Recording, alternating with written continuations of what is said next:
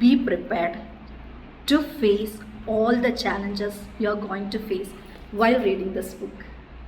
ഫെബ്രുവരി മാസം അവസാനം ഞാൻ വായിച്ച പുസ്തകമായിരുന്നു സൂരജ് ജലജ സുരേഷ് എഴുതിയ വേടൻ. അധികം ചെറുകഥകൾ അടങ്ങിയ ഒരു പുസ്തകമാണ് വേടൻ.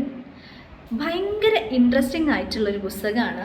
ഈ വേടൻ പുസ്തകം വായിച്ചു തുടങ്ങുന്ന സമയത്ത് ആദ്യത്തെ കഥ വായിച്ചപ്പം എനിക്ക് ഭയങ്കര ഡിസ്റ്റർബ്ഡായി ഞാൻ. അപ്പം ഞാൻ വിചാരിച്ചു ഈ പുസ്തകം മുഴുവൻ എനിക്ക് വായിച്ചു തീർക്കാൻ സാധിക്കുമോ?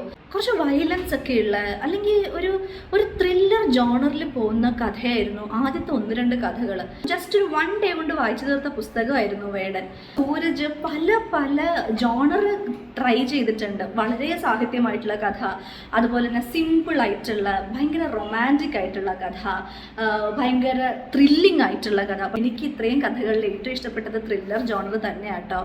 ഇതിനകത്തുള്ള ഓരോ കഥയും ആക്ച്വലി ഒരു നോവലിൻ്റെ സ്കോപ്പ് ഉണ്ട്. അതിനെ ഒരു 4 പേജിൽ ചുരുങ്ങിയ കഥയാക്കിയിട്ട് കുറച്ച് വാക്കുകളും കുറേ ചിന്തകളും നിറച്ചൊരു പുസ്തകമായിരുന്നു. പുസ്തകത്തിൽ എഴുതിയേക്കുന്ന പോലെ ഇതിൻ്റെ അകത്ത് ലസ്റ്റ്, ഫിയർ, ഹങ്കർ, വാനിറ്റി ഇതെല്ലാം ഉണ്ട്. So grab your copy of Vedan.